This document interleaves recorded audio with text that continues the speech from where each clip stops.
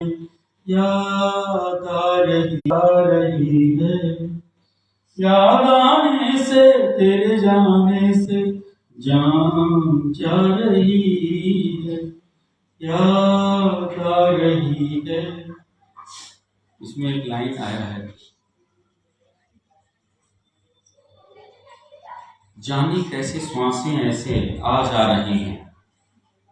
ये बड़ा विचित्र चीज है। एक बार सोचता हूं कि श्वासों का आना जाना कैसे हो रहा है जिंदगी में, क्योंकि हमारे गुरुदेव सर्वश्री दयाल करुणा के सागर परम श्रद्धेय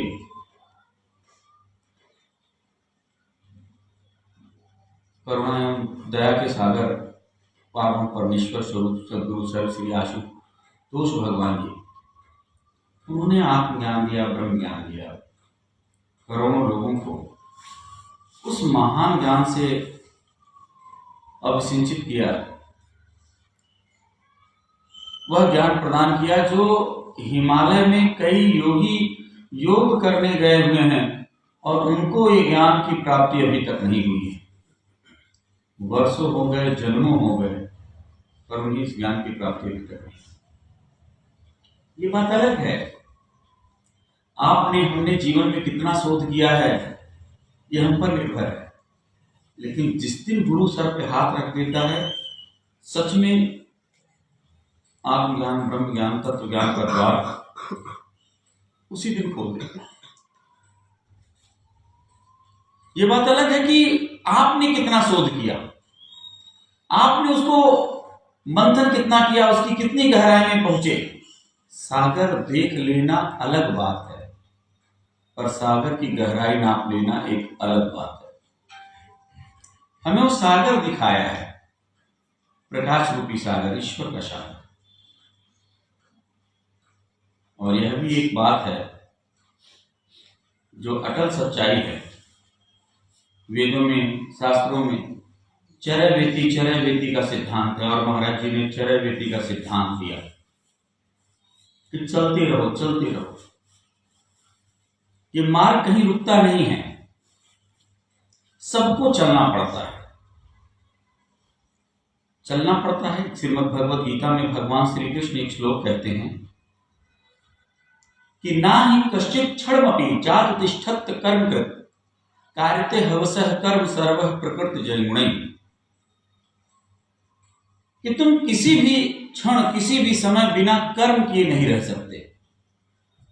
कर्म तुझे करना ही होगा, तुझे अच्छा लगे तो, बुरा लगे तो चलना चाहे चाहे ना चलना चाहे तो बाध्य है, मजबूर है, तुझे चलना ही पड़ेगा। आंखें बंद करके तुम बैठ नहीं सकते हमेशा के लिए, कानों को बंद करके बैठ नहीं सकते हमेशा के लिए। श्वासें आती जाती रहेंगी, श्वासें रोक नहीं सकते। अगर रोक दोगे तो फिर शरीर निष्प्राण हो जाएगा, लेकिन यात्रा फिर भी चलती रहेगी, क्योंकि यात्रा सिर्फ शरीरों के माध्यम से नहीं, सूक्ष्म शरीर, कारण शरीर में भी यात्रा चलती रहती है। फिर नेक्स्ट बर्थ, फिर नेक्स्ट बर्थ, फिर पुनरपि जननम पुनरपि मरणम पुनरपि जननी जठरे शयनम, यह संसारे खर दुस्तारे कृपया पारे पाहि मुरारे, भज गोविंदम गोविंदम भज मूढ़ मते। चलना ही पड़ेगा, क्या करोगे? तुम्हारे हाथ में है क्या? आत्महत्या कर लोगे, मर जाओ। फिर शरीर के लिए दौड़ोगे, फिर चिल्लाओगे परमात्मा से मुझे शरीर दे दो, क्योंकि भूत प्रेत को बहुत सी समस्या होती, पानी दे सकते, पी नहीं सकते, भोजन दे सकते, खा नहीं सकते, वहां और भी मुश्किलें हैं। इसलिए इंसान को तो कभी आत्महत्या करना ही नहीं चाहिए। इस जीवन के कष्टों से हजारों गुना अधिक कष्टदायी है प्रेत योनि, भूत बनना। इसलिए आत्महत्या का तो कभी सोचना नहीं चाहिए। कठिन से कठिन परिस्थितियां हो, कितना भी स्ट्रगल हो, लेकिन आत्महत्या, सुसाइड करने कभी सोचना नहीं चाहिए इंसान को, क्योंकि इस दुनिया के कठिन से कठिन समस्याओं में और दुखों से बढ़कर, हजारों गुना बढ़कर दुख है प्रेत योनि का दुख। तो बोतल बंद करके डाल देगा सागर में, हजारों वर्षों तक वहीं तड़पते रह जाओगे। ऐसे से कैद हैं, ऐसे से जिन्नों को कैद करके डाल देते हैं तांत्रिक। कोई भूत प्रेत पकड़ कर वो वर्षों तक काम कराता रहेगा, करते रहो, अच्छे बुरे कर्म करते रहो, बनते रहो। इसलिए भगवान श्री कृष्ण ने गीता में आंसर दिया, उत्तर दिया, समाधान दिया। नियतम कुर कर्मत्तम कर्म जायो है कर्मणः शरीर यात्रा पिच्चा तेने प्रसिद्ध कर्मणः। चूंकि तुम कर्म करने को बाध्य हो, अब आंखें तो कुछ देखेंगी, या तो अच्छा देख लो या फिर बुरा देख लो। बोलोगे, मुख खोलोगे तो कुछ बोलोगे, या तो भगवान का नाम जप लो, या फिर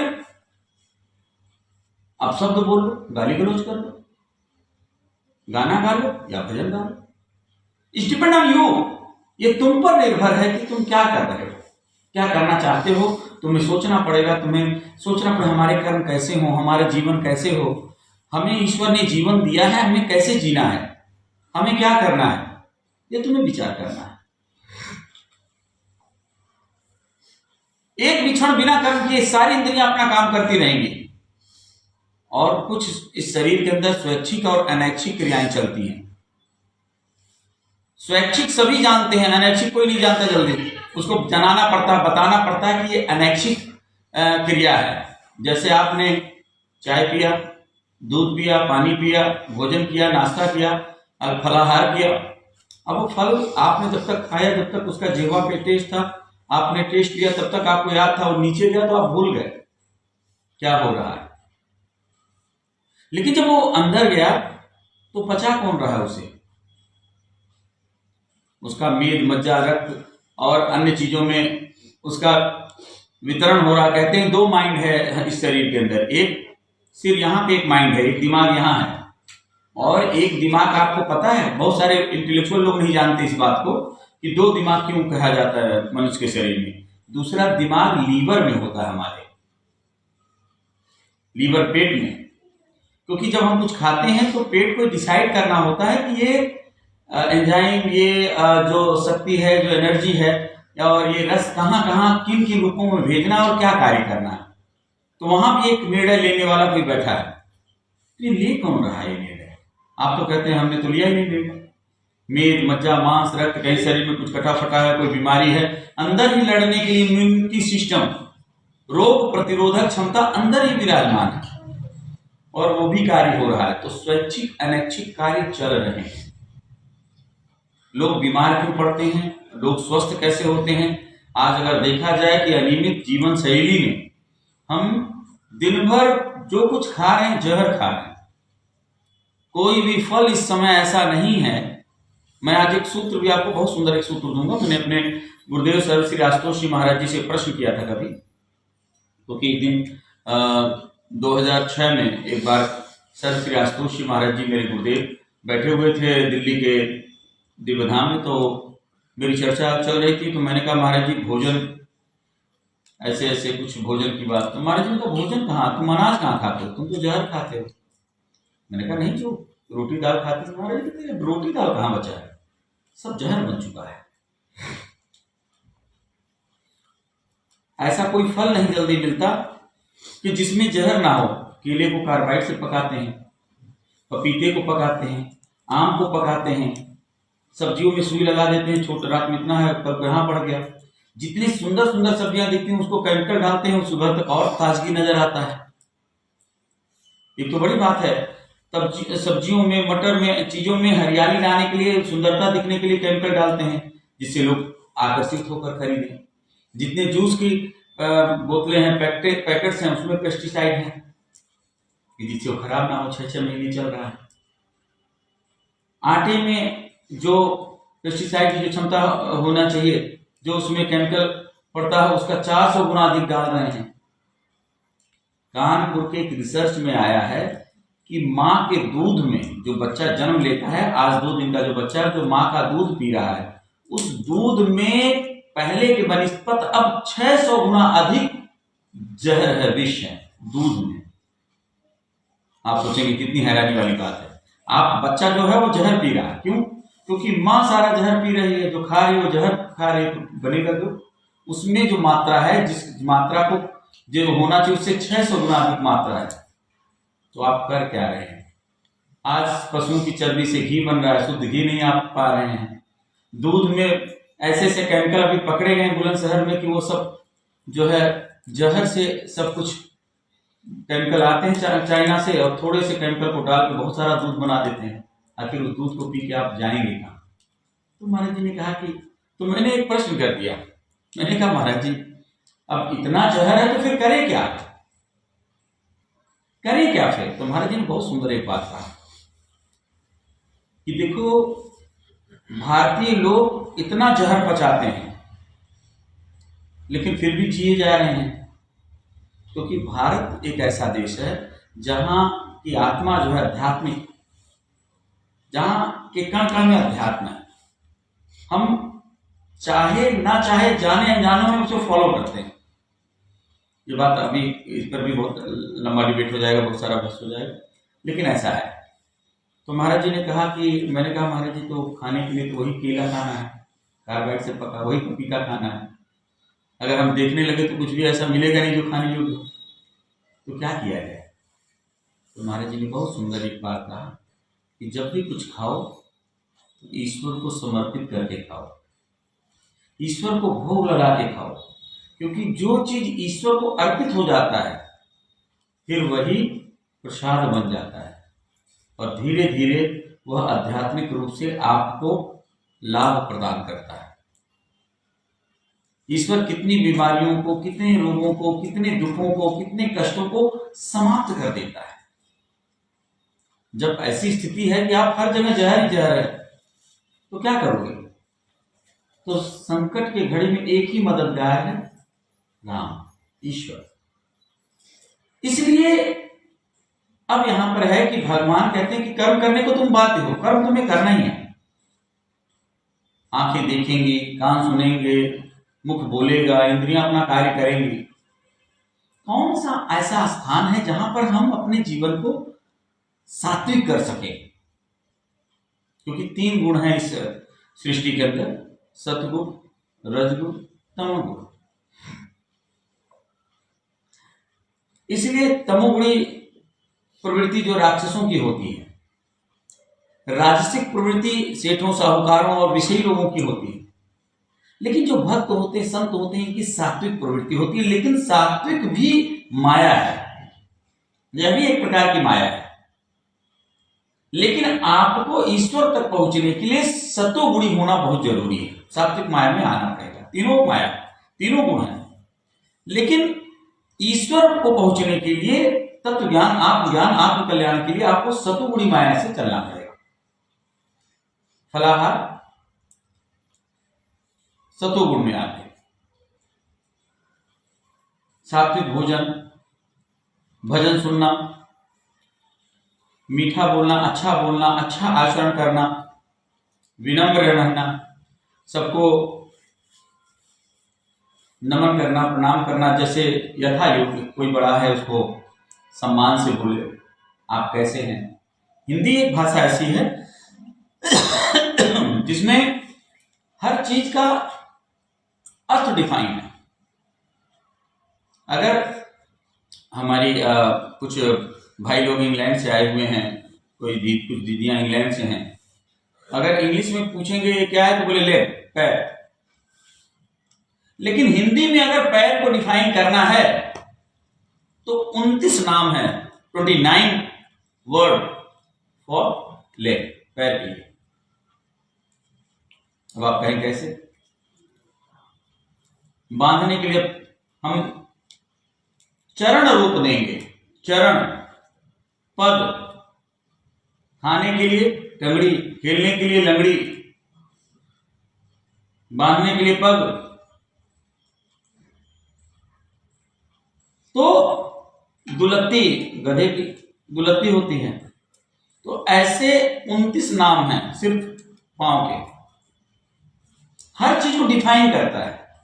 ऐसे ही भाषा में तुम, तेरे को, आपको, महानुभाव, भगवान, जब हम किसी को रिस्पेक्ट देते हैं, इंग्लिश में हर किसी को अंकल कहा जाता है, लेकिन चाचा, ताऊ, बड़े पिताजी, छोटे बाबूजी, दादा, परदादा, हर चीज के लिए मौसा जी, फूफा जी, मामा जी, छोटे मामा, बड़े मामा, सास, बड़ी सास, छोटी सास, तो हर रिश्ता डिफाइन होता है कि इससे क्या है। लेकिन अगर अंग्रेजी में तो सिर्फ एक वर्ड है, अंकल।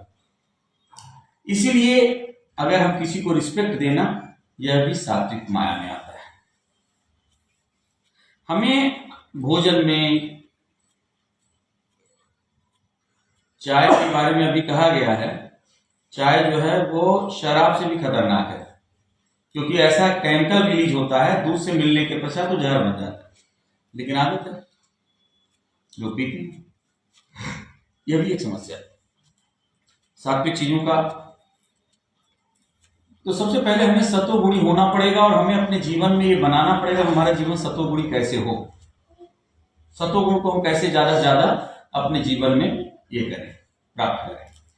सूर्योदय से पहले उठना, स्नान करना। कहते हैं सूर्योदय से जो पहले स्नान करता है वह दूध से स्नान करता है, सूर्योदय के समय पानी से और सूर्योदय के बाद खून से, आयुर्वेद कहता है। भोजन में भी समय निर्धारित है, सुबह राजा की तरह, दोपहर प्रजा की तरह, शाम को भिखारी की तरह।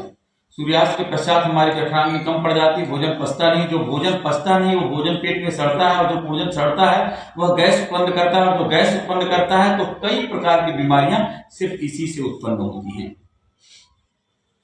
और जो व्यक्ति सात्विक रहता है, पहले के जो ऋषि महात्मा थे सूर्यास्त के पश्चात कुछ नहीं खाते थे। जैनियों में अभी भी परंपरा, वो सूर्यास्त के पश्चात कुछ नहीं खाते, सतोगुण। लेकिन अब व्यक्ति मुश्किल कर रहे, भाई हमारा तो चलेगा नहीं जी, हमारी तो नियमित जीवन शैली है, फिर समस्या आ गई। कई लोग कहते भाई ये तो हमसे नहीं होगा, भाई हम बिना खाए तो नहीं रह पाएंगे। रात में अगर आयुर्वेद की माने तो भोजन के पश्चात हम कभी जो है शाम रात को भोजन कुछ करने के लिए कहा नहीं, सिवाय दूध के, क्योंकि हमारे पास दूध से ज्यादा पचाने की क्षमता नहीं है, लेकिन नहीं इंसान खाता है। हमारे महापुरुषों ने बहुत सारे भोजन के पश्चात भोजनांते विषम वारी, पानी पी लेना, भोजन के पश्चात पानी पीना जहर का काम करता है। भोजन के तुरंत पश्चात पानी नहीं पीना चाहिए, कम से कम 40 मिनट बाद पानी पीना चाहिए। बहुत सारी चीजें हैं, सतोगुणी माया को अपनाते हैं, बहुत ज्यादा ये विस्तार हो जाएगा। हमें गुरुदेव ने आत्मज्ञान दे दिया, ब्रह्म ज्ञान दे दिया, हमारे सर पे हाथ रख दिया। इसी तरह से विचार करें, सुनना कैसा है, गाने भी सुन सकते हैं, भजन भी सुन सकते हैं, प्रवचन भी सुन सकते हैं, भाषण भी सुन सकते हैं, आध्यात्मिकता भी ला सकते हैं, राजनीति भी ला सकते हैं। यह तुम पर निर्भर करता है, तुम्हें क्या प्राप्त करना है। संगी साथी कैसे, आपने संतों का संग कर लिया, आप दुष्टों का संग कर लीजिए। संगत से गुण होत है, संगत से गुण जात, बांस फांस मिश्री एक ही भाव विकार।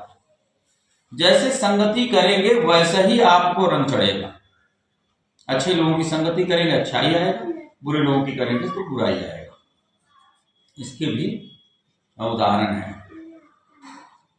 सर्व श्री आशुतोष जी महाराज जी ने आत्मज्ञान दे दिया, लेकिन मैं देखता हूं कि करोड़ों लोगों को जो आत्मज्ञान दिया श्री गुरु महाराज जी ने, तो आत्मज्ञान पाने के पश्चात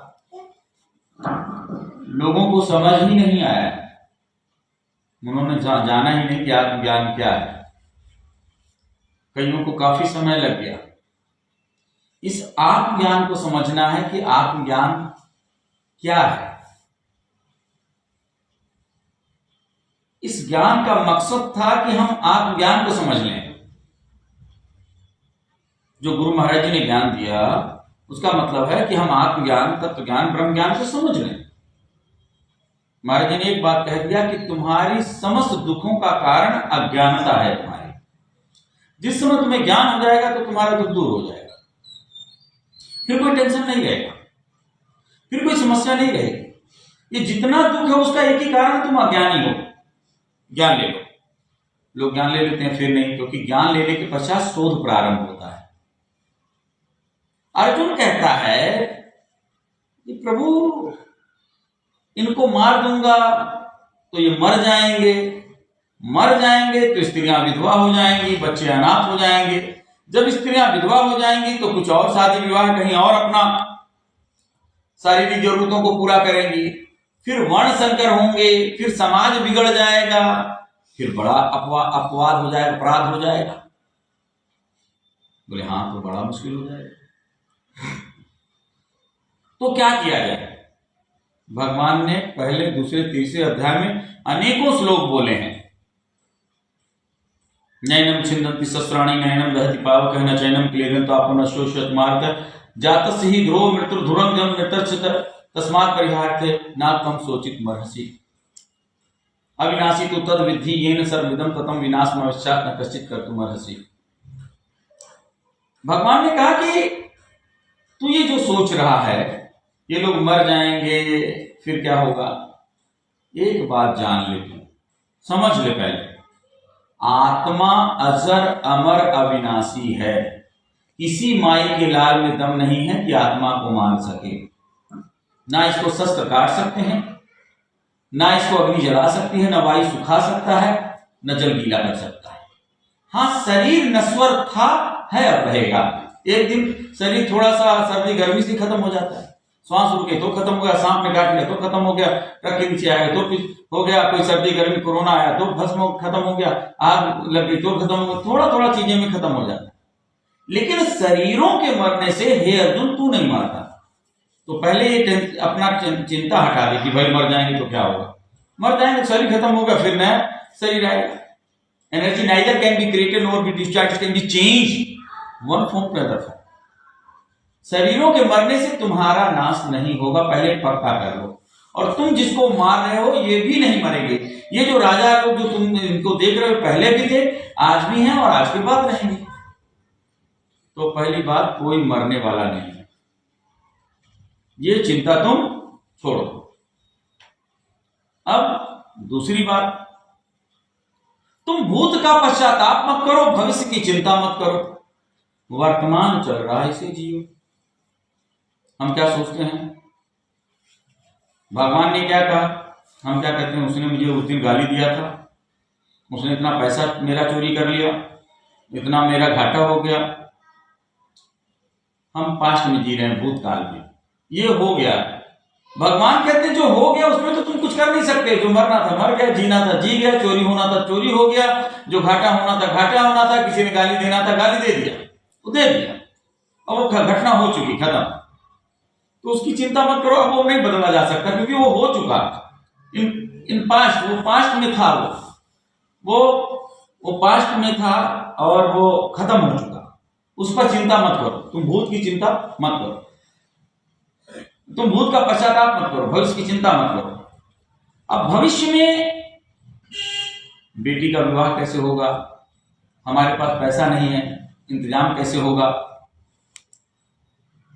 हम जो है किस प्रकार से अपने भविष्य को सुखमय बना पाएंगे, कई लोग यही चिंता रहते हैं। बेटा है, इसकी नौकरी कैसे लगेगी, घर अब की बारिश में टपक रहा था छत, इसका मरम्मत कैसे होगा, कार की सर्विसिंग, बाइक की सर्विसिंग कैसे होगी, बच्चे की फीस कैसे जमा होगी। अनेक प्रकार की चिंताएं हैं, मानव जीवन है ना, अनेक प्रकार के जंजाल हैं, अनेक प्रकार की चिंताएं हैं। इसका समाधान क्या है?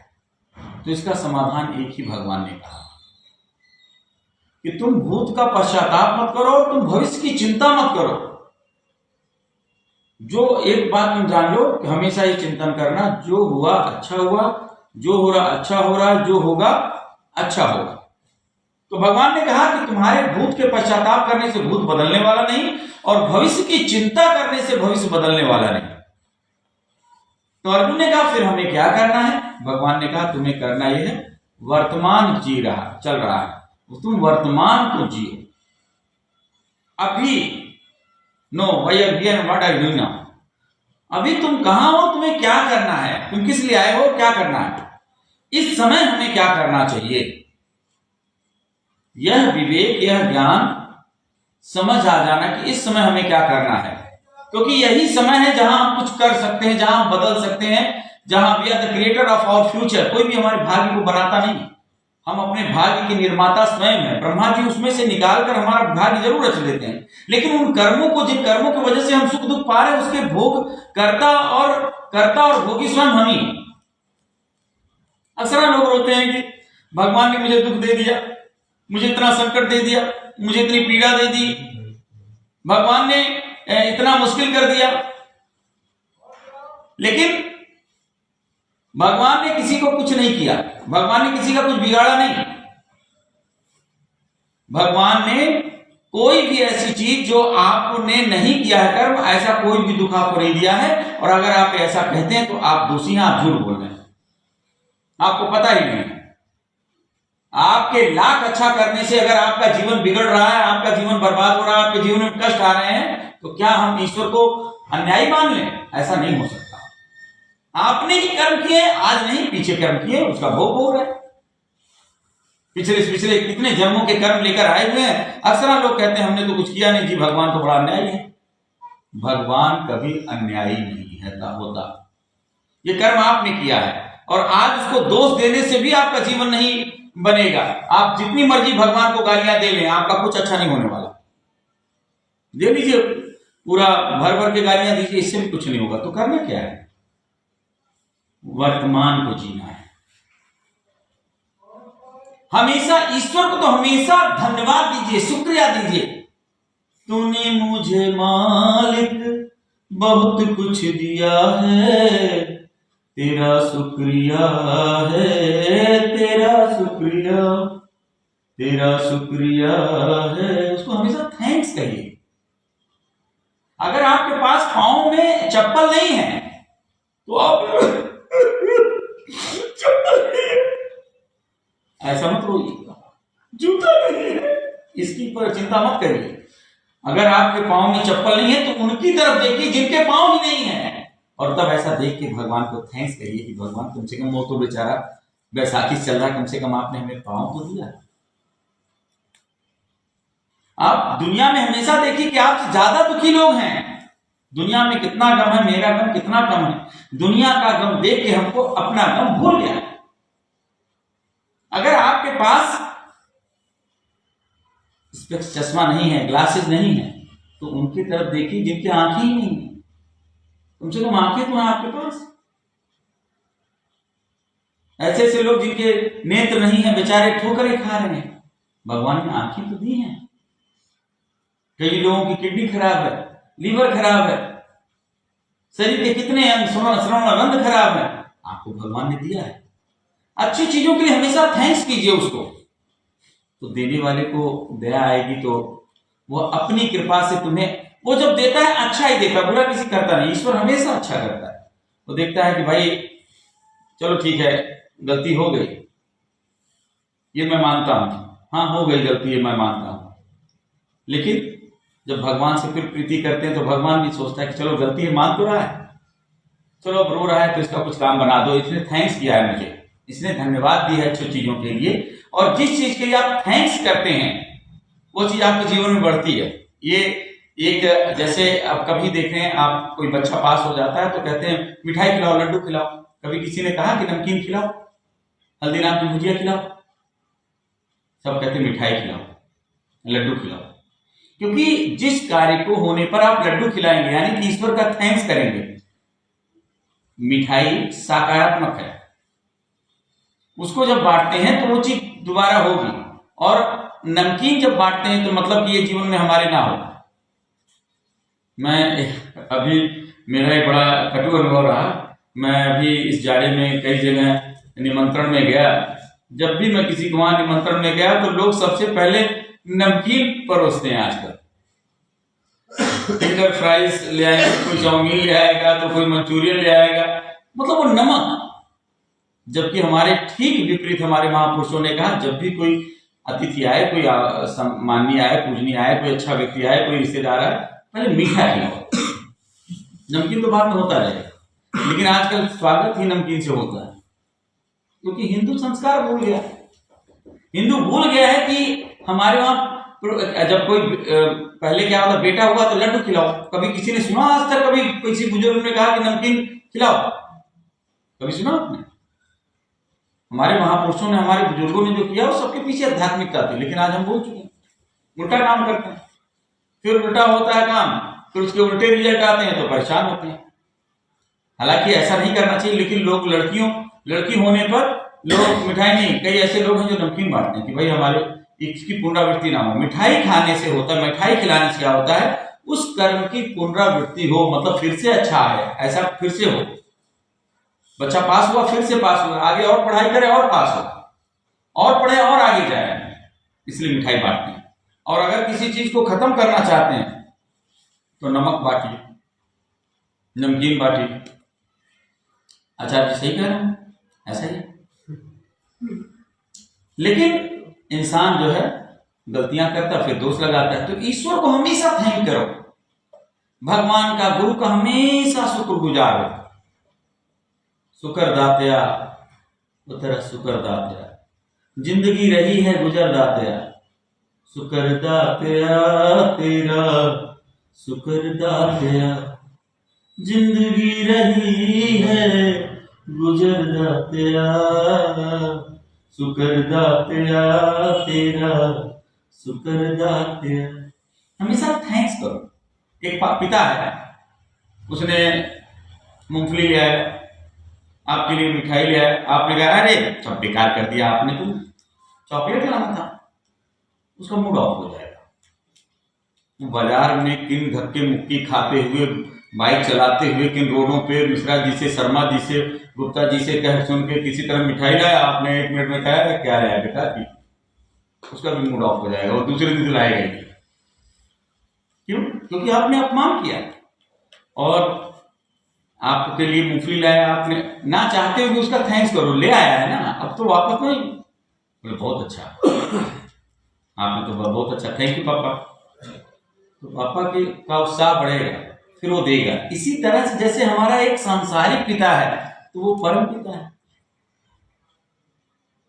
यहाँ पर एक बालक का, 2 बालक, 3 बालक का पिता है, और वो करोड़ों अरबों खरबों सारी दुनिया का पिता है।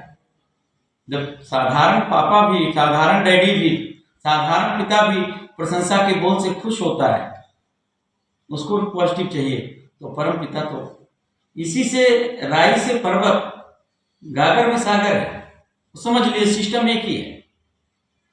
तो हमेशा उसको थैंक यू बोलिए। सुबह हो, ठंडी हवा चल रही है तो भगवान को क्या बोलिए, थैंक यू, धन्यवाद, शुक्रिया, आपकी कृपा, सब अच्छा है। कैसा चल रहा है? सब अच्छा चल रहा है, मालिक की दया, गुरु जी की मेहर है, वाहे गुरु जी की। पंजाब में आप जाइए, आप गुरुद्वारे के सामने जाइए, और कैसा चल रहा है तो पाठी क्या कहेगा, वाहे गुरु जी की मेहर है? सही है। मतलब भगवान को शुक्रिया। आपको पता है दुनिया में एक रिसर्च चला, एक बार बहुत रिसर्च चला कि सिख लोग कभी भीख मांगते हुए नहीं, सरदार लोग कभी भीख मांगते हुए नजर नहीं आते। दुनिया में अभी तक एक भी सरदार भीख मांगते हुए नजर नहीं आया है। ऐसा क्यों? तो लोगों ने खोज किया कि आखिर ऐसा क्यों? मतलब दुनिया में हर व्यक्ति, हर जाति, हर वर्ग का लोग भीख मांगते हैं, लेकिन सरदार कभी भीख नहीं मांगता हुआ नजर आता। इस पर अभी शोध चल रहा था, बहस चल रही थी, बहुत लंबी बहस। तो उन्होंने कहा, हमसे कहा कि बाबा महादेव जी आप भी राय दीजिए। मैंने कहा उसका कारण है कि 10 गुरुओं के सबसे अंतिम कड़ी में जो श्री गुरु गोविंद सिंह महाराज जी 10वें पातशाह, उन्होंने सिक्खी वाना दिया, पंच ककार दिए, और उन पंच ककारों को आज भी सिख समुदाय उसका पालन करते हैं। कचहरा, कंगा, केस, कृपाण, कड़ा, 5 चीजें दी ना, और पंच ककार लेकर आज भी चल रहे हैं। वो भी आज भी उस गुरु के बताए हुए 300 साल हो गए उनको, वो सिक्खी का संदेश देकर, वो प्रेम, वो भाव, वो मार्ग देते हुए आज उसकी पालना कर रहे हैं लोग। और उस पालना करने के कारण, उस नियम को फॉलो करने के कारण आज भी वो कृपा बनी हुई है कि जब आप उसके नियम को, उसको ध्यान में रखेंगे, कहीं ना कहीं उसने कोई आज्ञा दी, कि तुम ये केश रखना, तुम ये कृपाण पहनना, तुम ये कड़ा रखना। अब कोई कहे, एक व्यक्ति कहे अरे मूर्ख है, छोटा सा चाकू से क्या होना है, सेब तो कट नहीं सकता, बेकार का, बेवकूफ है। बेवकूफ नहीं है वो, पागल नहीं वो। जब कोई प्रेमी अपने प्रेमी को कोई बात कहता है और प्रेमी मानकर सत्कार करता है तो वह प्रेम से ही कृपा बरसती है। वो चाकू, वो कृपाण, वो सेब काटे ना काटे, सब्जी काटे ना काटे, लेकिन कृपा जरूर प्रदान करेगा। क्योंकि कृपा का सिद्धांत इससे नहीं है कि सेब कटे तो ही कृपा है। कृपा का सिद्धांत है गुरु की आज्ञा को मान लेना, गुरु की आज्ञा को सिरोधारी कर लेना। और सिरोधारी करने का मतलब होता है, पिता ने कहा बेटा एक गिलास पानी ले, हमने लाके एक गिलास पानी दे दिया तो पिता कहे अच्छा खुश रह, चाहे वो पानी पिए ना पिए, लेकिन आशीर्वाद जरूर मिलेगा क्योंकि हमने उसकी बात मान ली। वो खुश हो गया तो कम से कम मेरी बात तो मानो। हम पिया नहीं फिर मंगाते क्यों? ये नहीं कहो, आपका काम लाकर देना था, दे दिया आपने, आपका काम खत्म हो गया। पिता ने कहा कृपाण रखो, सेब कटता है इससे मतलब नहीं है, आप कृपाण रखो, आप रखो, उसके पश्चात अगली बात उसके आगे सोचा जाएगा। लेकिन वहां उसने कहा कि हमारी बात को मान लिया, इसको आशीर्वाद दे। एक छोटी सी घटना है, अमीर खुसरो के गुरु का क्या नाम था? निजामुद्दीन औलिया। एक बार उन्होंने क्या कहा, अमीर खुसरो से कहा कि एक देख एक पीर आया हुआ है, मतलब ऐसे गुरु फकीर सूफी संत, तो बोले उसके पास चला जाए और उससे कह देना कि हमारे गुरु जी ने, हमारे औलिया ने कुछ गिफ्ट मांगा, उपहार मांगा है तो उपहार दे दो। मुझे कहा ठीक है। वो चला गया, पीर के पास पहुंचा तो पीर से कहा कि मेरा गुरु, मेरा उस्ताद, मेरा पीर कुछ गिफ्ट मांगा है, उपहार मांगा है, क्या आप देंगे? आप कुछ उपहार दे दीजिए। उसने कहा हाथ आगे कर। अमीर खुसरो ने हाथ आगे किया। उसने क्या किया, हाथ पे थूक दिया। अमीर खुसरो को लगा यार बड़ा बदतमीज आदमी, हाथ पे थूक दिया। उसने क्या किया, रास्ते में पूछ लिया, हाथ धो के आ गए। तो उसके गुरु और निजामुद्दीन औलिया ने पूछा कि क्या हुआ? अरे बोले कुछ नहीं दिया, बेकार का आदमी है। अच्छा। दूसरे शिष्य को बुलाया, उसका नाम था नसीर। उससे कहा जाके उस पीर के पास चला जाओ, कह दे कि हमारे गुरुजी उपहार मांग रहे हैं, कुछ उपहार दे दीजिए, कोई गिफ्ट दे दीजिए। वो भी गया, उसको पता नहीं था अमीर खुसरो के साथ क्या घटना घटी है, उसको पता नहीं था। वो गया, पीर जी बोले हाँ जी। बोले हमारे गुरुजी ने कुछ उपहार मांगा है, दे दीजिए। ध्यान देना जरा इस बात पे, ये बहुत बड़ी सीख है। अगर आप इस रहस्य को समझ लिए, आप जीवन में क्या पा जाएंगे। और यही आप नहीं समझ पाते, यही आप चौपट करते, सत्यानाश ही होता है। ये साखी है, इसको समझना है। घटना ओरिजिनल घटी हुई है। तो नसीर को कहा कि हाथ आगे कर। नसीर ने आगे हाथ दिया, उसे थूक दिया। नसीर बाहर आया, और यदि ने क्या कहा था, गिफ्ट मांगना, उसने हाथ पे थूक दिया है। तो मतलब जो गिफ्ट दिया है ये थूक गिफ्ट है, तो ठीक है, वो गुरु जी ने मांगा था तो हम ले आते। तो निजामुद्दीन औलिया के पास पूछा, बोले कि तुमको कुछ गिफ्ट दिया? बोले हाँ दिया। बोले क्या? बोले ये दिया है। बोले दिया है। तो पता है, देखो बालक हंसा, पता क्यों? क्योंकि मतलब नहीं समझ में आया।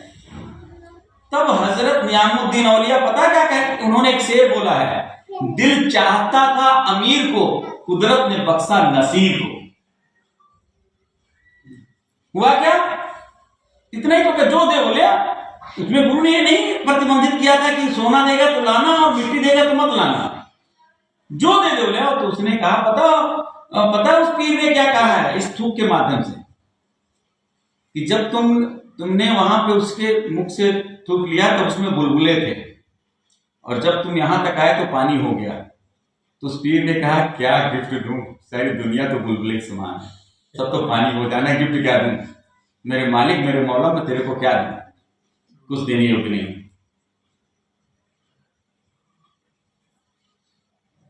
तेरी मेहरबानी का है बोझ इतना, जिसे मैं उठाने के काबिल नहीं हूं।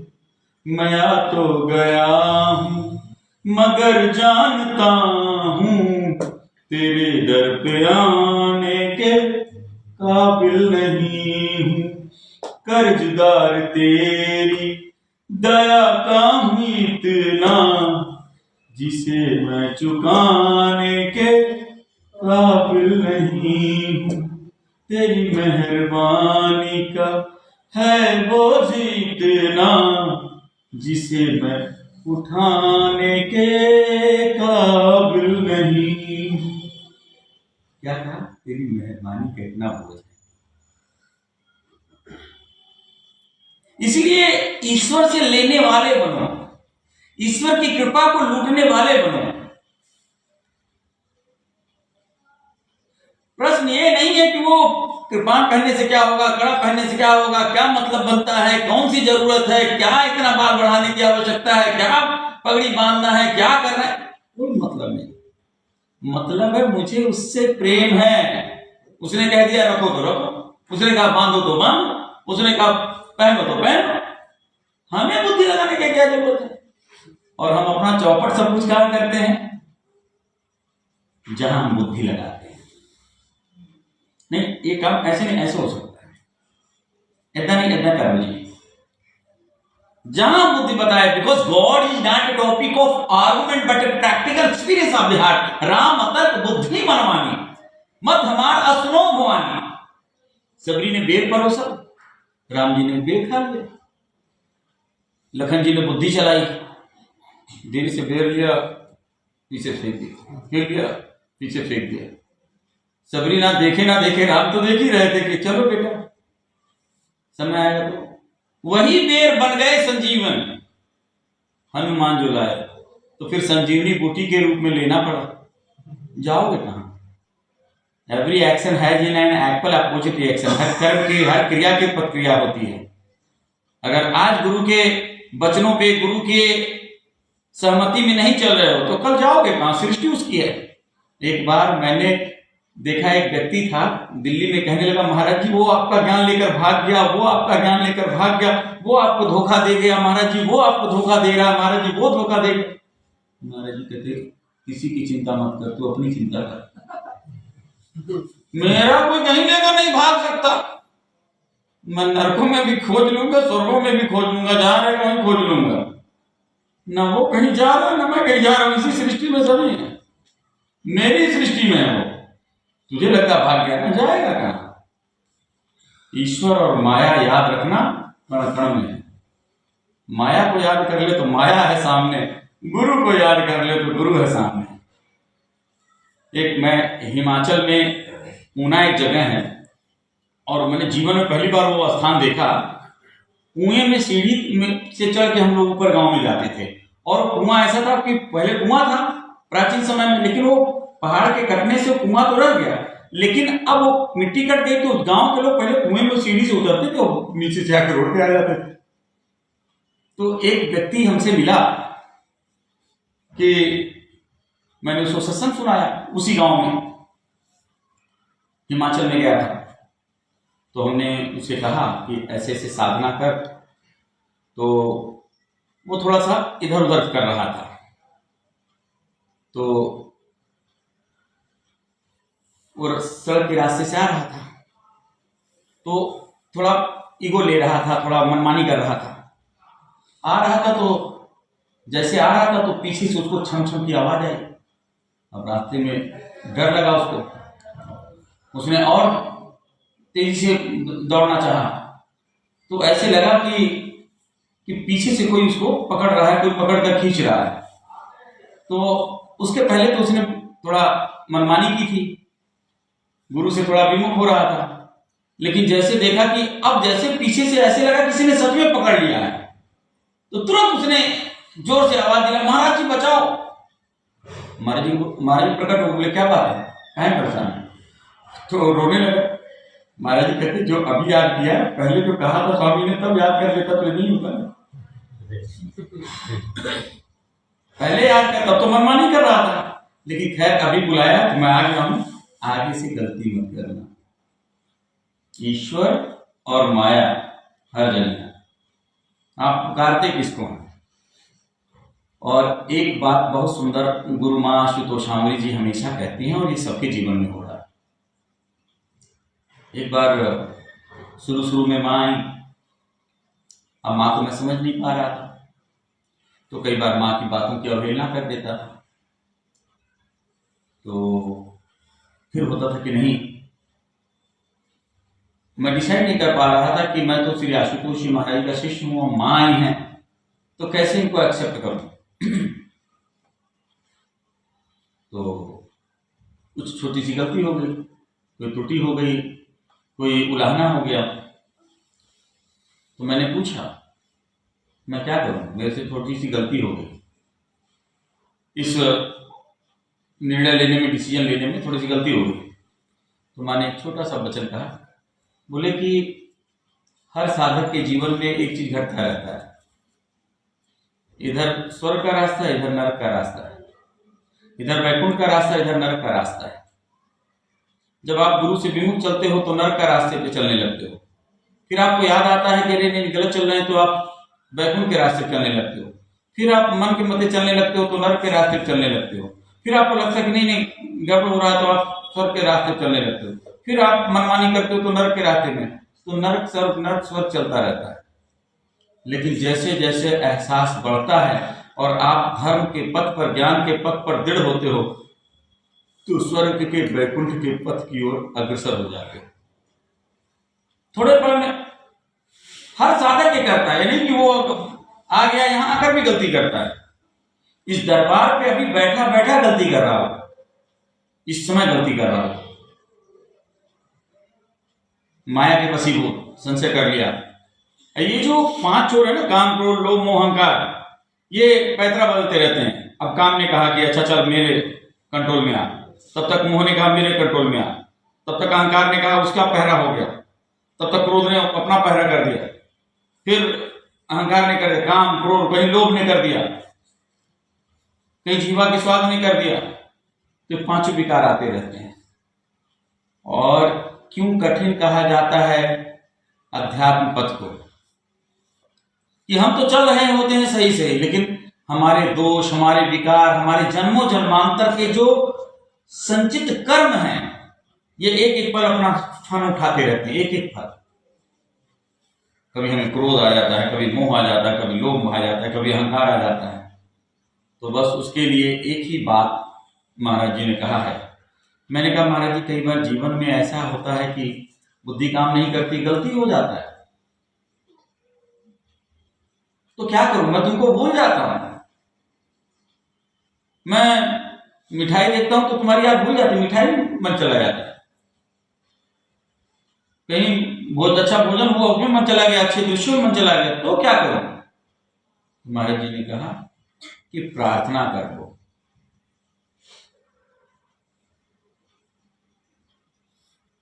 हे नाथ दया करके मुझको न भुला देना, दल बल के साथ माया घेरे जो मुझे आकर, तो देखते न रहना, झट आके छुड़ा लेना। संभव है झंझटों में मैं तुमको भूल जाऊं, संभव है झंझटों में मैं तुमको भूल जाऊं, पर नाथ दया करके मुझको न भुला देना। हे नाथ मेरी नैया उस पार लगा देना, हे नाथ मेरी नैया, हे गुरु जी मेरी नैया, आशु बाबा मेरी नैया उस पार लगा देना। अब तक तो निभाया है, आगे भी निभा देना, हे नाथ मेरी नैया उस पार लगा देना। दल बल के साथ माया घेरे जो मुझे आकर, तो देखते न रहना, झट आके छुड़ा लेना, हे नाथ मेरी नैया उस पार लगा देना, हे गुरु जी मेरी नैया उस पार। जब मैं भटक जाऊं,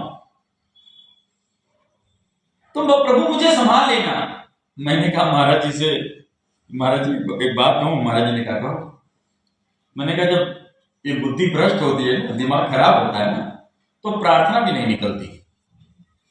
तो जब हम कर्मों में ग्रसित हो जाते हैं और बुद्धि भ्रष्ट हो जाती है हमारी, उल्टा सीधा आता, क्रोध आता है, उसमें ध्यान ही नहीं रहता कि गुरु भी कोई चीज है, गुरु को याद करना, भगवान को याद करना, तो भगवान भी नहीं आता तो प्रार्थना कहां से निकलेगी। तो महाराज जी ने कहा फिर जीवन बीमा करा ले। मैंने कहा जीवन बीमा कुछ समझ नहीं आया। महाराज जी कहते एक बात बता, जीवन बीमा वाले, लाइफ इंश्योरेंस वाले क्या कहते हैं, भाई कार लग जाए तो 0 डेथ पॉलिसी में 365, अगर रोज आपकी गाड़ी लगे, रोज आप दे दीजिए, रोज बनाएगी कंपनी, बना के दे, फिर लगा दे, फिर बनाएगी, उसमें एक पॉलिसी है 0 डेथ में, और पूरा आपसे पैसा नहीं लेगी, जो उसका सिस्टम उस सिस्टम से। तो इंश्योरेंस करा लेगा। कोई बंदा मर जाए तो, बंदा तो नहीं देते फिलहाल वो पैसा, वो बंदा देने की क्षमता किसी में नहीं हो, उसे भेज देते हैं। हाँ, ये मेरी माँ ही देती है। मरे हुए को जीवन दान देने की क्षमता दुनिया के किसी एलआईसी में नहीं है। वो हालांकि वर्ड है, उसका दुरुपयोग मत करना, भटकना मत, कहें कि एलआईसी वाले जीने से ज्यादा मरने के फायदे बताते हैं, इनके चक्कर में मत आना। हाँ, लेकिन इसका मतलब उसका वो गलत नहीं, उसके मायने समझना है। वो क्या कहते हैं कि मान लिया भाई देवी आप चल रहे हैं, चलते चलते कहीं कुछ हो गया तो पीछे के लोगों को रोना ना पड़े, उसके लिए। तो मैंने कहा एलआईसी का मतलब क्या है। महाराज जी ने कहा पहले से प्रार्थना करके रखो कि संभव है झंझटों में मैं तुमको भूल जाऊं। ऐसा संभव है, बुद्धि वैसी भ्रष्ट है, काम क्रोध लोभ मोह संस्कार ऐसे हुए पड़े हैं, पहले इतना नरकों में रहे, इतना उल्टा सीधे कर्म किए, प्रभु ना जाने बुद्धि कब विकृत हो जाए, कब बदल जाए, कोई ठिकाना नहीं है इसका। एक इंसान को कहते हैं अरे देखो कुत्ते की तरह दुम हिला रहा है, कौवे की तरह क्या कांव कांव कर रहा है, अरे लोमड़ी की तरह ऐसी चतुराई करता है, एक नंबर का गधा है। ऐसा क्यों कहते हैं? वो पिछले जन्म में कौवा था, पिछले जन्म में कुत्ता था, पिछले जन्म में गधा था, पिछले जन्म में ऊंट था, पिछले जन्म में हिरण था, पिछले जन्म में मछली था। वो सारे संस्कार तो लेकर आया हुआ है, जाएगा कहां? तो सारे पैतरे दिखाता है इंसान, कुत्ते की तरह दुम हिलाता है, कभी कौवे की तरह कांव कांव करता है, कभी लोमड़ी तरह करता है, कभी बिल्ली तरह करता है। तब ये संस्कार कैसे जाएंगे? श्रीमद् भगवद गीता में अर्जुन ने भगवान से कहा ये जो कर्मों का साइकिल है चेन कैसे खत्म होगा? तो भगवान ने कहा चौथे अध्याय के 37वें 4:37 यथेधांसि समृद्धो अग्निर्भस्मसात् कुरुते अर्जुन ज्ञान अग्नि सर्व कर्माणि भस्मसात् कुरुते तथा the seeds of past deed cannot germinate if roasted into the fire of divine knowledge, divine wisdom। ज्ञान की अग्नि में तुम्हारे समस्त कर्म, समस्त दोष, समस्त विकार दग्ध हो जाएंगे। कर्मों से बचने के लिए there is no any other way, only one, there is no any option, एक ही रास्ता है। क्या रास्ता है? गुरु की कृपा से प्रकाश स्वरूप परमात्मा को अपने हृदय में देखना और निरंतर ध्यान करना। हम बालक हैं, हम शिष्य हैं जी, हम मालिक नहीं हैं, हम नौकर हैं, सेवक हैं। गलती हो सकती है,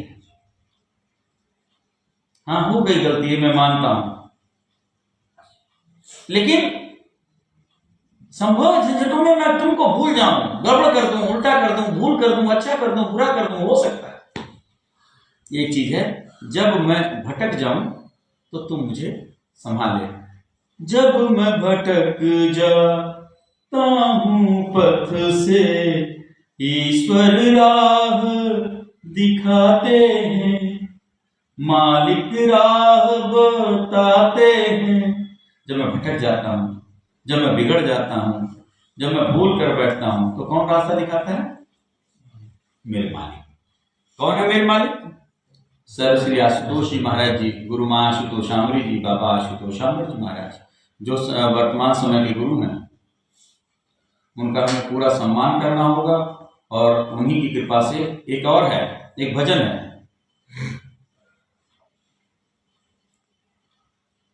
राम नाम जपो, राम नाम जपो, राम नाम जपो प्राणी, और नहीं कुछ रखा जग में, छोड़ सकल अभिमानी।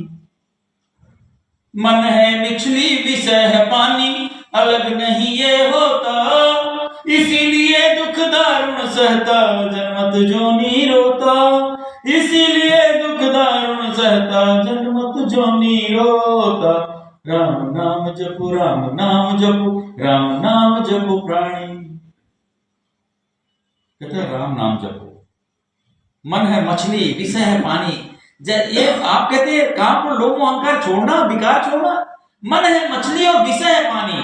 जैसे मछली पानी के बिना नहीं रह पाती, ऐसे मन विकारों के बिना नहीं रहता। हर समय इसको विकार चाहिए।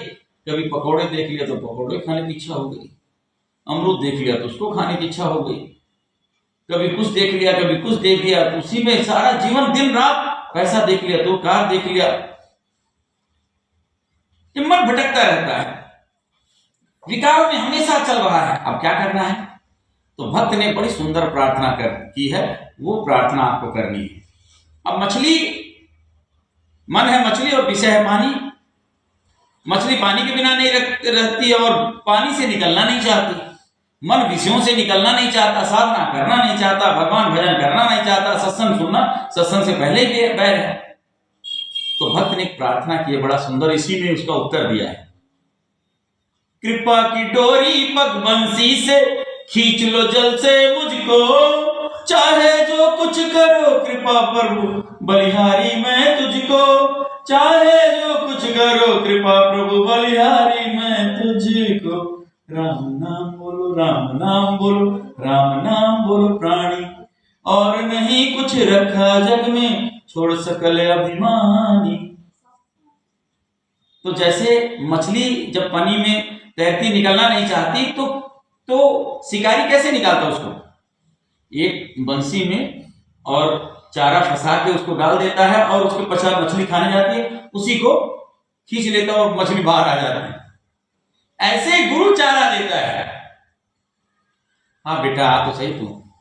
एक बार हमसे किसी ने कहा नूर महल पंजाब में, Swami ji I am very sorry, बहुत क्षमा मांगता हूं। मैंने कहा क्या हुआ?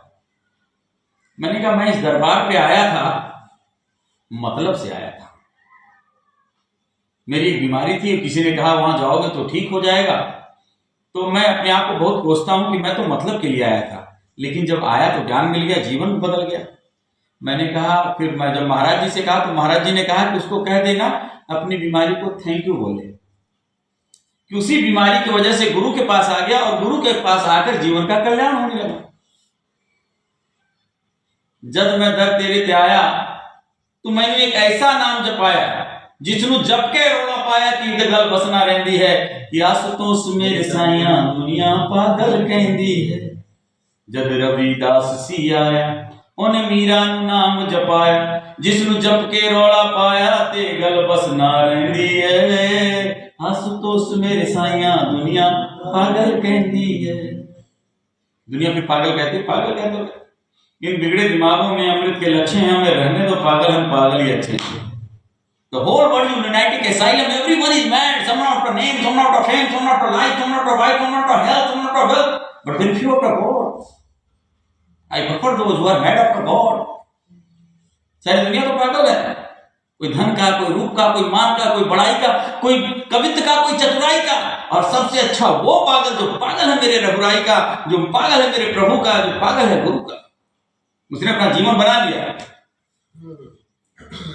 जीवन का मैनू आनंद आ गया जदों बदा मैं गुरु सहनशाह पा लिया है कि नहीं? तो रोज थैंक यू बोलो भगवान को। कुछ नहीं कर पा रहे, थैंक यू बोलो। भगवान क्या है, स्वरूप क्या है? Thank you. क्या बोलना? महाराज जी बोले एक वकील था, तो वकील से आदमी कहे वकील साहब, वकील का क्या बात है? अरे मैं किसी मर्डर में फंस गया हूं, 302 का मुकदमा लग गया। बोले तब? बोले मुझे बचा लीजिए। बोले मैं तुमको बचा दूंगा। तुम जज के सामने सिर्फ एक बात मैं समझा रहा हूं, वही कहना है तुम्हें। बोले उसमें क्या कहना है? तो बोले कि जब भी जज पूछे तो एक बात कहना, टें। कुछ पूछे बोला टें, इसके अलावा कुछ कह नहीं दूंगा, मैं तुझे बचा लूंगा। उसने कहा ठीक है वकील साहब। जज ने कहा ठक ठक, हथौड़ा किया, लकड़ी का हथौड़ा होता, ठक ठक, बताओ तुमने कत्ल किया है? उसने कहा टें। तुम इस व्यक्ति को जानते हो? बोले टें। वहां कौन कौन था? बोला टें। हर उत्तर का टें। उसने उसके वकील से पूछा ये क्या टें लगा रखा है? बोले सरकार एक पागल है, स्क्रू ढीला है, तार छूट चुका है। तब आप देख नहीं रहे, कुछ इसको पता नहीं है, ये क्या कत्ल करेगा, इसको तो कुछ नहीं है, कुछ पता ही नहीं है। अच्छा, बोले ये क्या कत्ल करेगा जी, इसको तो टें के अलावा कुछ पता ही नहीं। बोलो खाना खाया? बोले टें। सोया? बोले टें। कितने बच्चे? बोले टें। कितनी उम्र है? बोले टें। बोले सरकार ये टें के अलावा कुछ जानता ही नहीं, कुछ भी नहीं जानता, पागल एक नंबर, स्क्रू ढीला है इसका। जज ने कहा जी गलत आदमी को ले आया, उसको छोड़ो, ये तो पागल आदमी है, छूट गया। महाराज जी कहते लिखित एक गड़बड़ कर दिया उसने, एक गड़बड़ कर दिया, वो तुमको नहीं करना। महाराज जी बोले कि वकील ने जब बाहर आया गया, वकील ने कहा मेरा फीस दो। वकील को बोला टें। महाराज कहते यहाँ गड़बड़ कर दे। वकील ने कहा पैसा दे मुझे, 2 लाख रुपया दे मेरा। बोले टें। ये क्या हो गया? तो मेरा ही मेरे पे। महाराज जी बोले यहाँ गड़बड़ हो गया। कई बार हमको भी गुरु को टें बोले। बोले बेटा गुरु को टें बोलोगे तो तुम्हारा टें हो जाएगा। यहाँ पे गड़बड़, गुरु को टें नहीं बोलते, बचाने वाले को टें बोल दोगे तो तुम्हारा टें हो जाएगा फिर। इसलिए दुनिया से बिगाड़ ले, मंदिर ढा दे, मस्जिद ढा दे, ढा दे जो कुछ ढेंगा। अभी राजनीति पे आ जाते हैं थोड़ा देर, क्योंकि हमको लोग कहने लगे आप थोड़ा राजनीति भी कर लेते। कहीं मंदिर टूट रहा है, कहीं मंदिर, यहां खुदा है, वहां खुदा है, जहां देखो वहां खुदा है, जहां नहीं खुदा है कल खुद जाएगा। वोट में सारे मंदिरों का यही जो चल रहा है, सब चल रहा है, खुद जाएगा। समझ में खुद रहा, मंदिर निकल गए। तो जब मंदिर निकल रहे हैं तो क्या हुआ? इतनी सी बात, बेशक मंदिर ढा दे, मस्जिद ढा दे जो कुछ ढहेंगा, पर प्यार भरा दिल किसी का मत ढाई, जिस दे विच असली रब रहेगा। बांग्लादेश के लोग इस्लाम फैला रहे हैं। अरे भाड़ में जाए ऐसा इस्लाम जो लोगों का कत्ल करना सिखाता हो, जो बेटियों का बलात्कार करना सिखाता हो, जो हिंदू बच्चियां का, औरतों का असम्मान हो रहा है, अपमान हो रहा है, ऐसा कोई मजहब नहीं ईश्वर ने सिखाया। वो ईश्वर नहीं, वो अल्लाह नहीं, जो कहता है किसी की बेटी का इज्जत लूट लो और किसी का गला काट दो। कोई अल्लाह नहीं हो सकता, कोई भगवान नहीं हो सकता, कोई ईश्वर नहीं हो सकता। ऐसे मिटा दो, ऐसे मजहब को खत्म कर दो, जरूरत नहीं है ऐसे मजहब की। मजहब नहीं सिखाता आपस में वैर करना। क्या हम ऐसा मजहब चाहते हैं कि किसी का गला काट दे, किसी का इज्जत लूट ले? वो कौन सा ईश्वर है, कौन सा मालिक है जो किसी का अपमान करना सिखाता है? नहीं। बेशक मंदिर ढा दे, मस्जिद ढा दे जो तू ढहेंगा, पर प्यार भरा दिल किसी दा मत ढाई, जिस दे विच असली रब रहेगा। इसलिए सबसे बड़ा धर्म इंसानियत का, मानवता का, प्रेम का, सौहार्द का, बंधुत्व का। लेकिन यह भी एक बात है कि सौहार्द की जिम्मेवारी सिर्फ एक व्यक्ति पर नहीं निर्भर करता। सखी प्रेम दोनों तरफ पलता है, और समाज जलता है तो परवाना भी साथ जलता है। सखी प्रेम दोनों तरफ पलता है। हम तुम्हें चाय पिलाएं, वो चाय पिलाएं तो थूक के पिलाएं, जूस पिलाएं तो यूरिन डाल के पिलाएं, भोजन कराएं तो अपशिष्ट डालकर खिलाएं।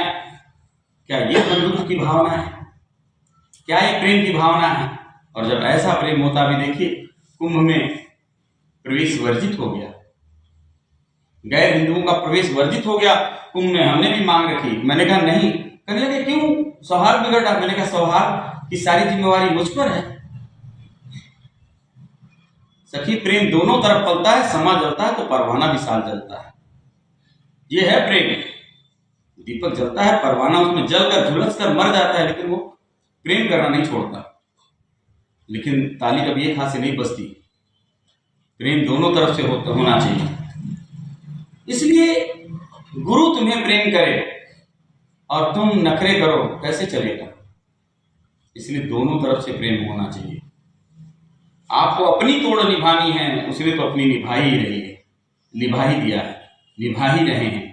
वो गुरु कभी फेल नहीं होता। एक बात अपने जीवन में गांठ बांध लो। हमने जीवन में एक चीज शोध किया, हमें बहुत सारी चीजें कमियां नजर आती हैं, बहुत सारी गड़बड़ी नजर आती है, बहुत सारी बात कई बार होता है, क्योंकि मन है, मन का काम यही है। शैतान जब काम करेगा, पहला काम पता क्या करेगा? शैतान का सबसे भयंकर वार होता है एक ही काम, गुरु के प्रति संशय लाना, गुरु दरबार के प्रति संशय लाना, बुराई दिखाना। याद रखिए, कई लोग क्या करते हैं, वो तो सेवा नहीं कर रहा है, वो साधना नहीं कर रहा है, वो गलती कर रहा है, वो बुराई कर रहा है। उसने 2 लड्डू खाया, उसने 2 बिस्किट खा लिया, उसने रसगुल्ला खा लिया, उसने तो अपने लिए स्वेटर खरीद ली, उसने तो इतना पैसा खर्च कर दिया, उसके लिए तो शहर आ रहा है। आप जब भी इन चीजों को देखने लगेंगे, आप भक्ति मार्ग से आप दूर हो जाएंगे। भक्ति मार्ग तो सिर्फ एक ही बात है, चोर नाल की वे तेनू साध नाल की, तू अपनी निबेड़ तेनू होर नाल की, चोर नाल की वे तेनू साध नाल की। इंसान भक्ति के पथ पे भटकता ही तभी है जब वो इस इधर उधर देखने लगता है, इधर उधर देखने लगता है। आप देखें, घोड़ा है ना, घोड़े को जो तांगे में लगाते हैं तो घोड़े के दोनों तरफ आंखों पे ऐसे पट्टी बांध देते हैं, बांधते हैं क्यों? इधर नहीं देखना, उधर नहीं देखना, सीधे देखना। हम एक बार गए वहां पे खजुराहो, महाराज जी ने मुझे खजुराहो भेजा था। खजुराहो में बहुत मंदिर हैं, उसमें दुनिया की हर प्रकार की मूर्तियां बनी हुई हैं, युद्ध करते हुए, लड़ाई करते हुए, प्रेम करते हुए, वासना करते हुए, सब प्रकार के विकार, अच्छे बुरे सब। मैं गया, मैंने देखा सारी प्रकार की मूर्तियां बनी हुई हैं। महाराज जी ने भेजा कि जाओ हम कार्यक्रम पे, वहां कार्यक्रम भी किए और वहां पे उस मंदिर में सारी प्रकार की मूर्तियां बनी हुई हैं। मैंने कहा महाराज जी ने भेजा मुझे कि जाओ खजुराहो के मंदिर देखाओ, मंदिर में हर प्रकार की अच्छी बुरी नग्न सब प्रकार की मूर्तियां हैं। कोई युद्ध करते हुए है, कोई घोड़े बैठा हुआ है, कोई स्त्री के साथ बैठा हुआ है, कोई रमण कर रहा है, कोई विहार कर रहा है, क्या है? तो मंदिर में अगर आप जाएंगे तो सीधे जाएंगे, बहुत बड़ा शिवलिंग है सीधे। तो मैंने महाराज जी से पूछा तो महाराज जी ने बहुत सुंदर रहस्य बताया। महाराज जी ने कहा कि जब राजा ने उस मूर्तिकार से पूछा कि तूने क्या बना दिया, कैसा मंदिर बना दिया तुमने, सारा उल्टे पुल्टे नग्न वगैरह सब प्रकार की मूर्ति बना दी। मूर्तिकार ने, महाराज जी ने कहा बहुत सुंदर बात कहा। मूर्तिकार ने बहुत सुंदर बात कहा। क्या कहा? महाराज मैंने पूरा अध्यात्म मंदिर में बना दिया।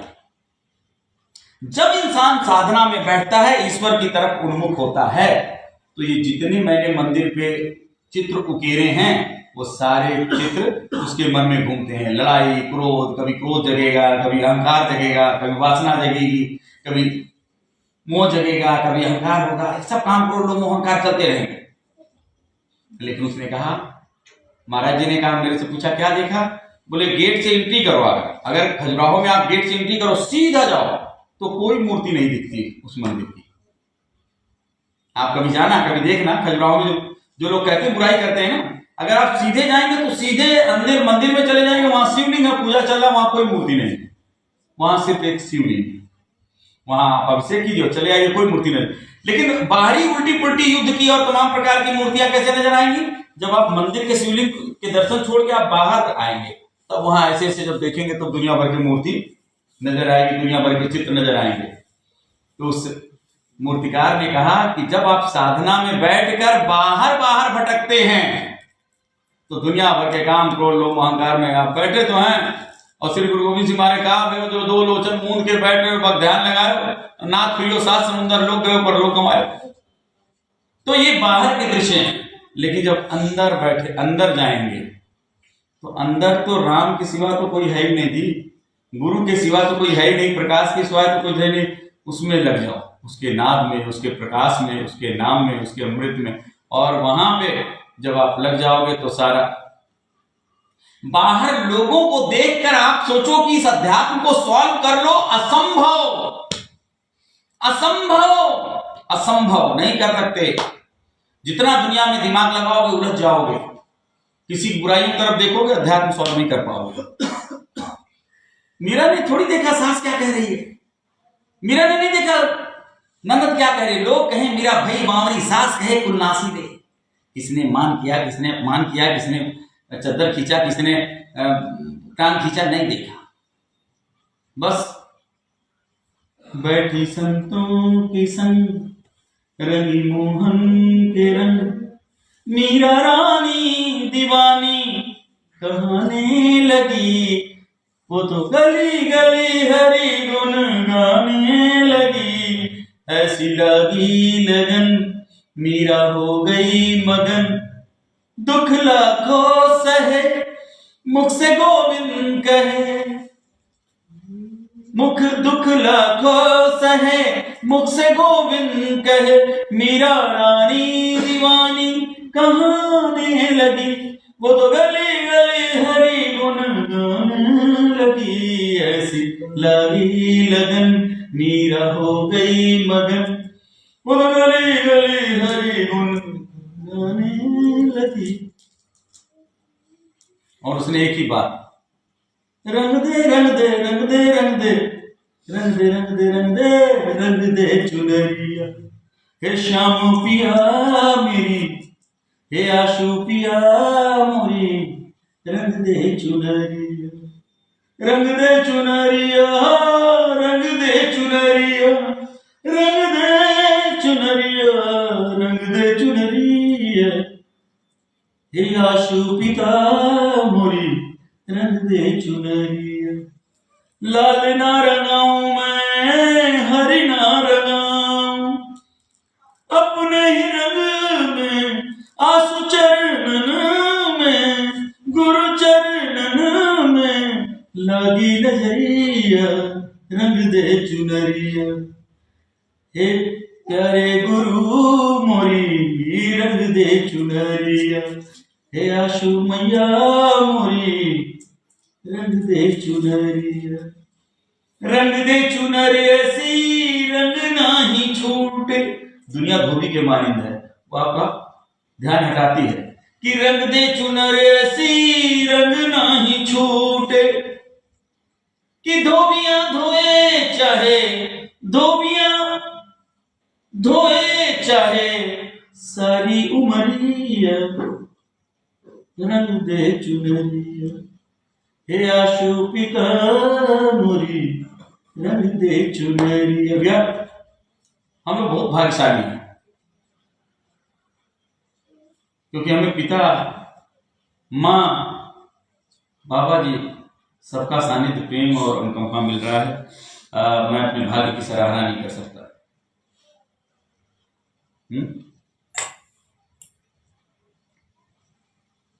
आत्मज्ञान क्या है? मैं आत्मा हूं। आत्मा कभी मरती नहीं। सब मर जाएंगे लेकिन हम नहीं मरेंगे। आज शरीर तो मरण धर्मा है, शरीर खत्म होगा फिर आएंगे। तो क्या करना, क्या है, करना क्या है?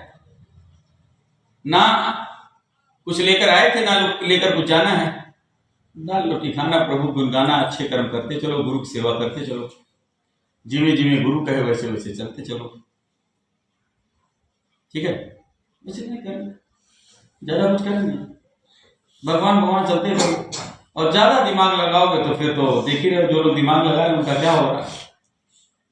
कहीं कोरोना हो, जब चिंता कोई सताए तो बस छोटा सा बालक बोल दिया, हो जब व्याकुल मन घबराए तो, और जब कुछ भी समझ ना आए तो,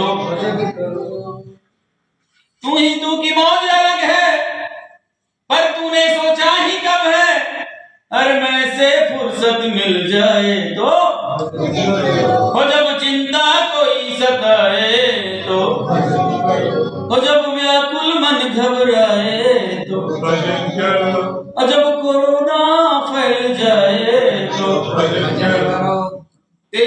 तू की मौज अलग है, पर तूने सोचा ही कब है, अरे मैं से फुर्सत मिल जाए तो मेरा मेरा किया उम्र भर कुछ भी नहीं है तेरा, सब नाम के पल्ले छोड़ के सारी दुनिया जप ले नाम प्रभु का, कोई साथ ना चले तेरा तेरा मेरा तेरा। इंसान क्या करता है कि जब पाप करता है तो छिपा के करता है, दान दे करता है तो दिखा के करता है। आजकल दान भी कहा करता है, वो करता है तो सबको दिखाता है। पर्ची लेके तो 5,000 अभी कटवा के आ रहा हूं मैं। ऐसा नहीं, पर्ची हर महीने कटवाता हूँ मेरे फोन में यहाँ लाइव करेगा। हाँ लाइव करेगा तो ये चीज है, बड़ी बड़ी समस्या इसकी है, पर्ची वाली बड़ी समस्या है। इसलिए मैंने कहा पर्ची उर्ची छोड़ो और भगवान का नाम जपो, कोई बात नहीं, दिक्कत नहीं। हालांकि सेवा दान ये अभिन्न अंग है, लेकिन दाहिने हाथ से करो तो बाएं हाथ को पता ना लगे। ऐसा ऐसा बहुत सारे नियम है, उसके पीछे कारण है कि जब हमने कह दिया तो खत्म कर दिया उसको। करने के पश्चात कहना नहीं है, अच्छा करो, अच्छा कहो मत, जनाओ मत, वो गुरु जान ले बस। और बस गुरु को दिखाना है, गुरु के चरणों को समर्पित कर देना है, ठीक है। तो जब चिंता कोई सताए तो भजन करो, और जब व्याकुल मन घबराए तो भजन करो, और जब कुछ भी समझ ना आए तो भजन करो राम जी, तो भजन करो। और आत्मज्ञान जब होता है कि हम ना किसी से कुछ लेना है ना कुछ देना है, एक दिन संसार से चले जाना है, हम भगवान के हैं, भगवान हमारा है। ये माता पिता भाई बंधु सब झूठे रिश्ते नाते हैं, इन चक्करों में उलझा है। कहाँ तो उलझा हुआ है, कोई साथ नहीं जाना है। ये सारे जितने प्लानिंग है सब बेकार रह जाएंगे, शरीर आंखों से दिखने वाला हर एक चीज नष्ट हो जाएगा। और आजकल दुनिया में देख लो, बांग्लादेश में, पाकिस्तान में बड़ी बड़ी कोठियां जो बनाए थे, कोठियां कहाँ गई, पैसा कहाँ गए, खेत कहाँ गए। लेकिन मीरा ने बहुत गजब बात कही है, खर्च न फूटो चोर न लूटो, दिन दिन बढ़त सवायो, पायो जी मैं तो राम रतन धन। आप पाए राम रतन धन? राम रतन धन पाए? पाए कि नहीं? इतना दे तुम पाए? तुम पाए कि नहीं पाए? नाम के मोती जो सुमिरन है, यही परमात्मा का नाम सब कुछ, सबसे बड़ी पूंजी है। इस पूंजी को बचा ले, इसको बचा लेंगे तो सब कुछ हो जाएगा।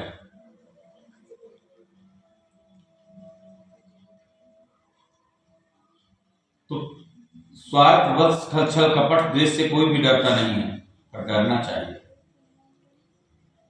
इस चीज से, मतलब डरते हुए और सिर्फ भगवान का नाम इकट्ठा करते चलें। वो जो सुमिरन मिला है उस सुमिरन को इकट्ठा करते चलें, परमात्मा के नाम को, परमात्मा के भजन को करते चलें, और इसी से जीवन मुक्ति का आनंद। और किसी के साथ कुछ जाना नहीं है, ये रिश्ते नाते सब झूठे हैं। आज जब तक उलझे हुए हो, मोह से आजाद नहीं हो पा रहे हो, लेकिन एक दिन छूटेगा। और जिससे जितना मतलब प्रीत लगा रहे हो, मोह लगा रहे हो, वो छूटने के पश्चात उतना ही दुख देगा। गुरु ही सर्वस्व है, गुरु ही आपको जीवन मुक्ति का आनंद का मार्ग देगा, गुरु ही मार्ग देता है। गुरु के पथ पे चलते चलोगे जीवन का उद्धार हो जाएगा। 4 मार्ग है, साधना, सिमरन, सेवा तन मन धन से, सत्संग जो अभी सुन रहे हो, और गुरु दर्शन।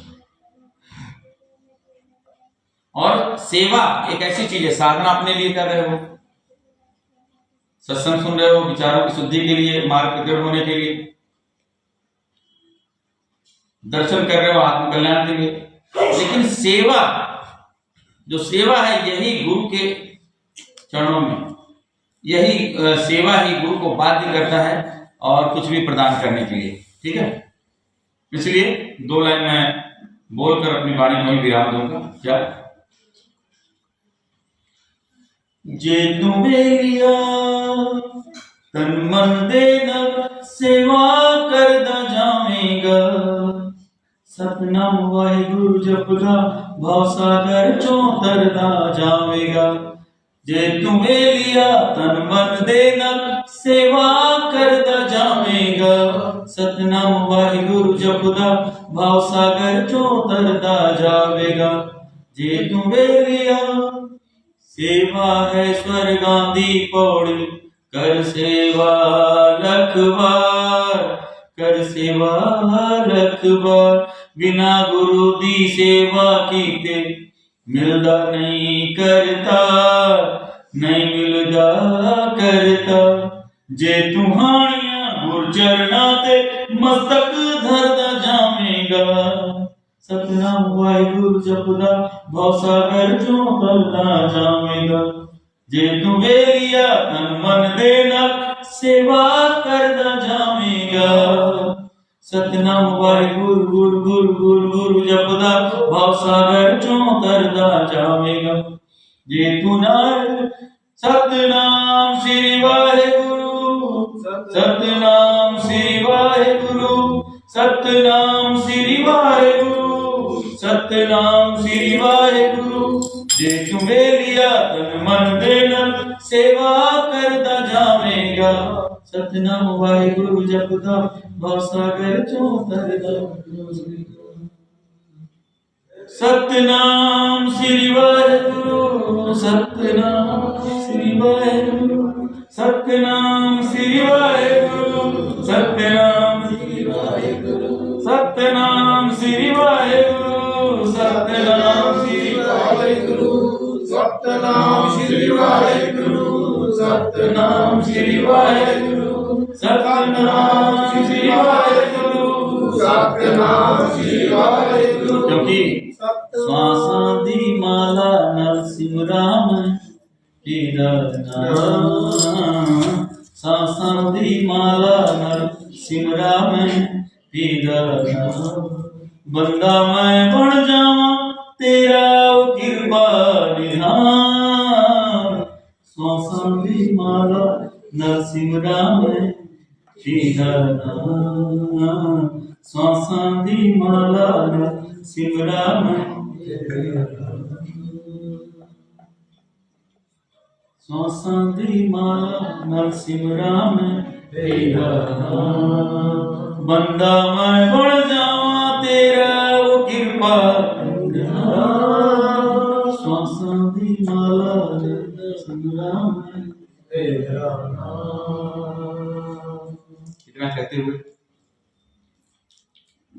भगवान के इस श्वासों श्वास में परमात्मा का जो नाम है, इसी नाम को जपना, और कुछ और कोई काम नहीं है, बस एक काम, जीवन में सुख पाने का, आनंदित होने का सिर्फ एक ही रास्ता है। जो सुखी होना चाहते हो, भगवान गुरु के चरणों में लग जाओ, है ना। देखे प्रेमी सत्संग कर दे, सिमरन कर दे, कर दे, वो तर जा तू बंदियाला सदगुरु दा पढ़ के आया, तो सदगुरु का पल्ला पकड़ दे। पार होने का एक ही रास्ता है, गुरु गुरु करते जाओ, भगवान का नाम जपते जाओ। ये जो मार्ग दिया है, इसके लिए गुरु जी को थैंक्स बोलो, धन्यवाद बोलो, बार बार शुक्रिया बोलो, बोलो सतनाम श्री वाहिगुरु। तो हमेशा गुरु के चरणों में रहो, प्रीति करो।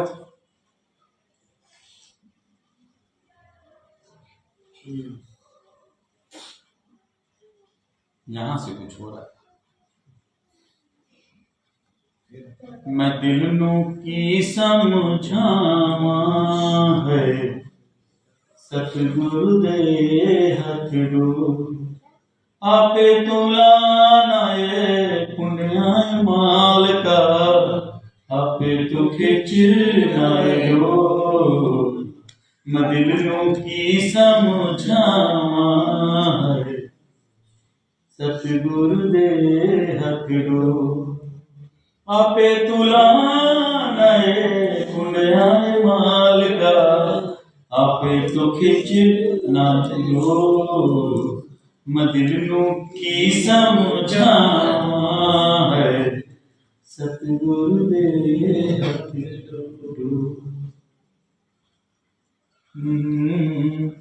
साहिबा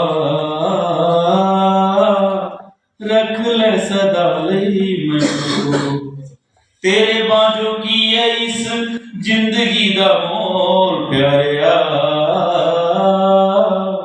रब नालों तू अनमोल वे सोनिया सोने तेरे मिठे मिठे प्यार तेरा आसराए ततड़ी गरीब दा वालिया सुदोष तू है मेरे नसीब दा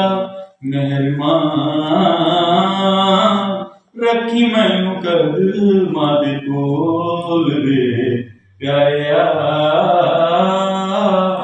रख ले सदा लई मैनू कोल तेरे बाजों की है इस जिंदगी दा मोल तेरे बाजों की है इस जिंदगी दा मोल प्यारिया जग नालों तू अनमोल वे साहिबा रख ले सदा लई मैनू कोल तेरे बाजों की है इस जिंदगी दा मोल प्यारिया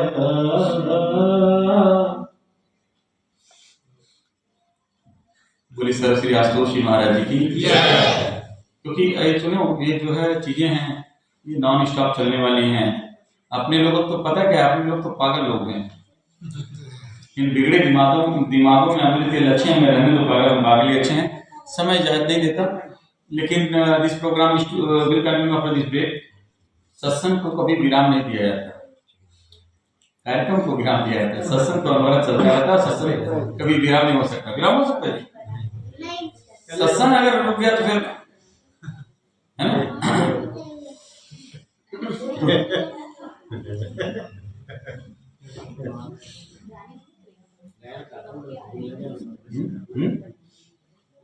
प्रश्न करना मैंने आपसे